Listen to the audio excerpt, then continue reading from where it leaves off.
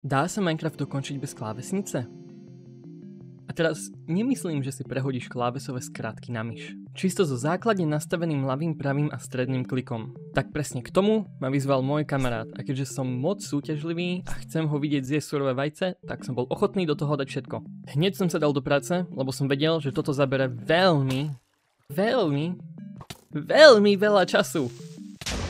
A to som si uvedomil hneď na začiatku, lebo som potreboval nájsť svet, ktorý ma vhodí priamo do dediny. Ako náhle som dostal perfektný spawn, stačilo sa mi dostať posteli a počkať na noc. Lenže tento malý sa rozhodol do mňa stále strkať a posunúť ma od postele.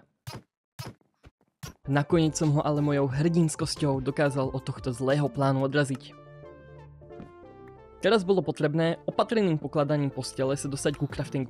Čo znie jednoducho, ale veľmi ľahko som mohol prísť o postel, plus tu bol omnoho väčší problém.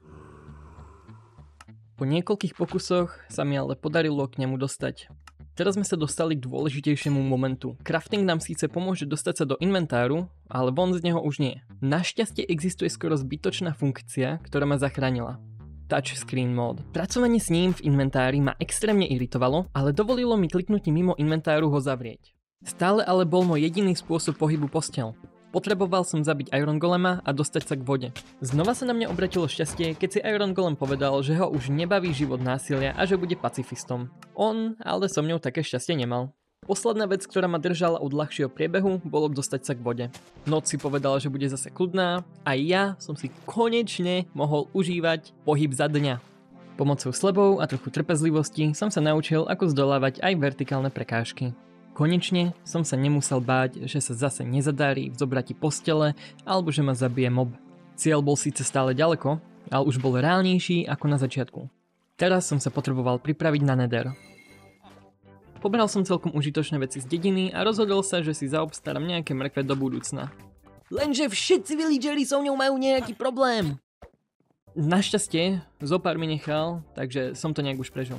Prešiel som do tretej dediny, lenže tak ako v realite, zjavne sa aj sem rýchlo dostala pobera o tom, čo zostalo tomu prvému golemovi.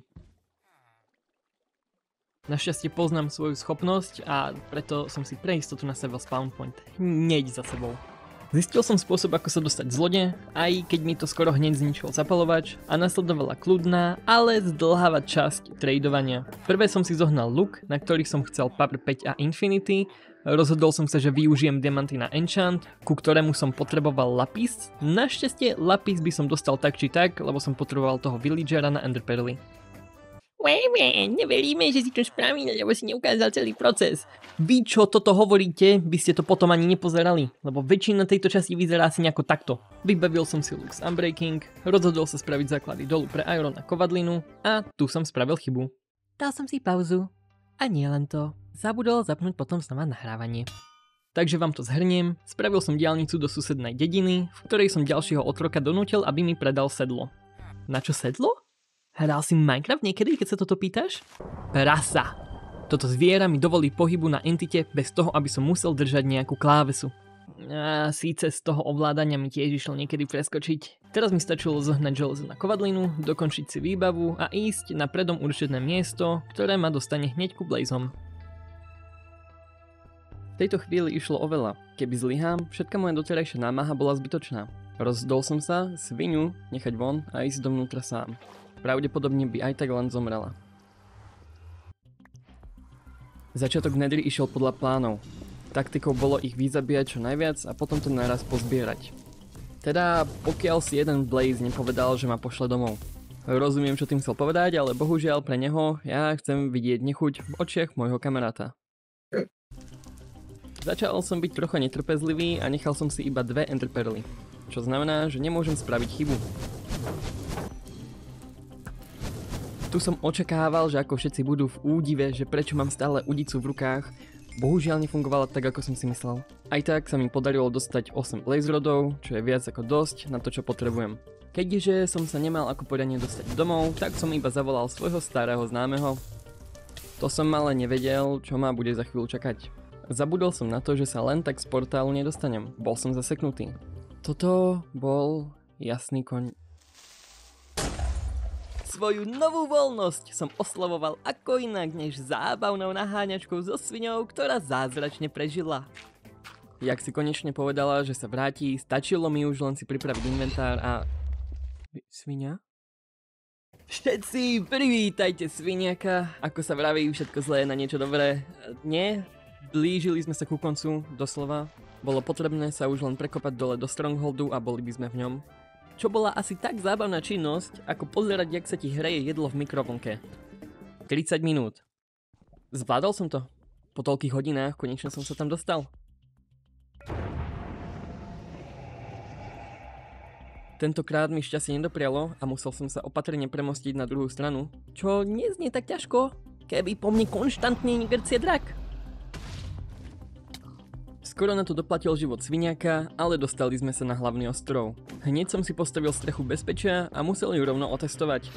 Zistil som, ako extrémne obťažné je zabiť agresívneho Endermana, keď tvoje nohy sa s ním chcú stále zoznamovať.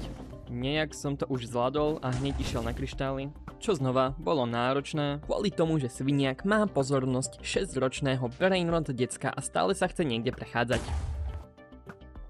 Preto som aj pre istotu spravil stenu, do ktorej som s ním vošiel, aby si nepovedal, že ide vyskúšať, ako vysoko ho drak môže vystreliť.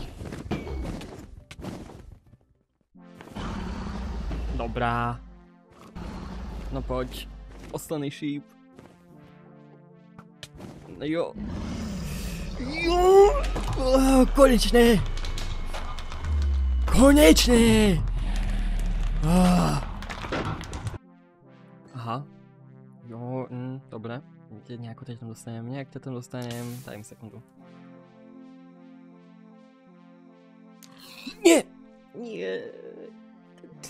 Nie, tak to hlúpo. Dobre, ty fentiar, tu mám vajce. Dobre.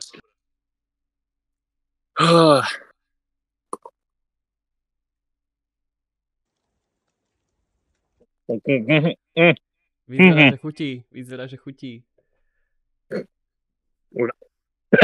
Fuj. Hej. To je podvod. To mi budeš ešte musieť vrátiť toto. Hej. Si mi dlžný.